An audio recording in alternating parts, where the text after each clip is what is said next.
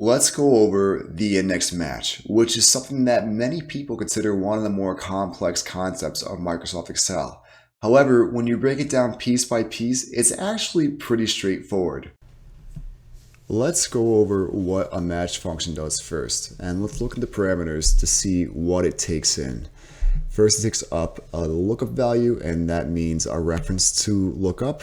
The second one is a lookup array. That means where should we look for it. And the third one means are we looking for a match greater than or less than. Now, using this simple example, let's try to find which row reference 3 is on. So we could see here, we want to take in reference 3, the text as a reference. We want to look up those 3 cells in column L as an array. And we're going to put 0 for an exact match. And you can see here that it's the third row within this array. Now, if I do a cut and paste, you can see that 3 doesn't really change. It's just the third row within that array, not the third row within the workbook. Next, we go to the index function. We take in an array to see which value we want to return. The return value should be within that array or that range. The row number is the row that we're going to return. The column number is the column we're going to return. Also know that those square brackets means optionals. If we only have one column within the range, we don't need to put anything in there. That doesn't require an input. Using this example, let's see if we can return quote unquote return 3. We'll highlight these 3 cells in column M as the array. We want to return row number 3 and we want to return column number 1. Now we can see here that if we get rid of 1, because there's only one column in that array, it still works just fine. Now, if I expand this range to 2 columns, you can see we get a hashtag ref, which means a bad reference or a missing reference. So let's just add that column back, the first column of the array or the range, and we're okay again. Now let's move this range back to the left side. We can see that we're getting reference 3 now instead of return 3. So all we got to do is make sure that it's looking at the correct column. Let's change that to 2. And voila, there's our return 3 again. So now we did an index and we did a match. Why don't we try combining these together?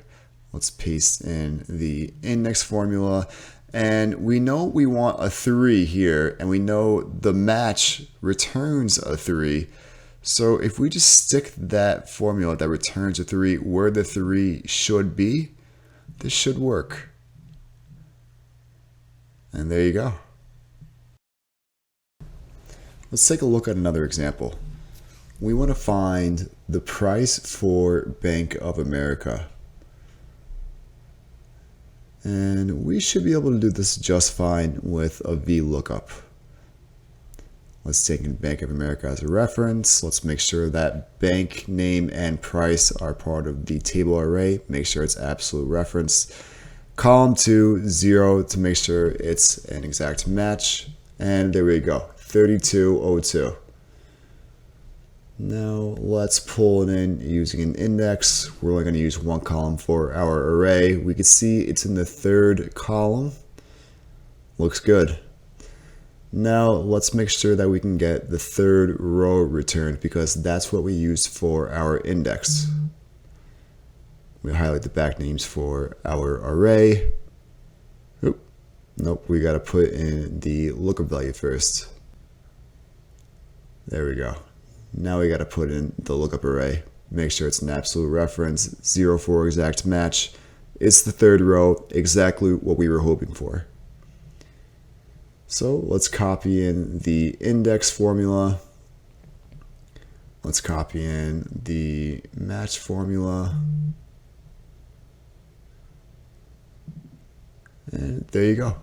Index match 3202, exactly what we wanted. Now let's throw a wrench in this mix. Let's look at market cap, which if you notice is to the left of the bank names. So if we try to do this doing a VLOOKUP, it's not really possible. We can't do, right to left, unfortunately. Even if we put the negative sign, you can see we still get the pound and A.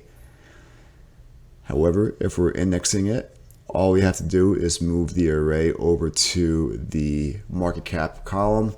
We don't need to change the match formula because it's still returning that third row, which is what we want. And just like before, as long as the match is the match, the index matches the index, we should get the same result, 25,257.98. So let's throw in one last trick into this mix. Let's make it an index match match, second match being the column number instead of hard coding it like we were before. So to do this, we make the second match. We take in the column header name as the lookup value. Let's make this an absolute reference. That way we can copy it over to the right. And the lookup array will be the headers. We'll make that an absolute reference. And 0 for exact match. Let's copy that over. Market cap is column 1. Price is column 3. Exactly what we wanted.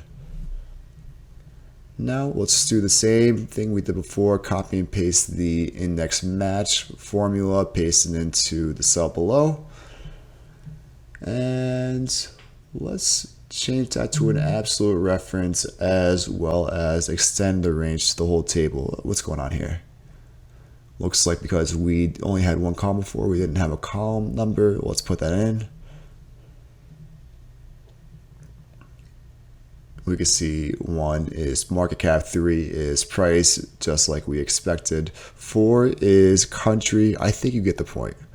So let's put in the match where the hard-coded value used to be. And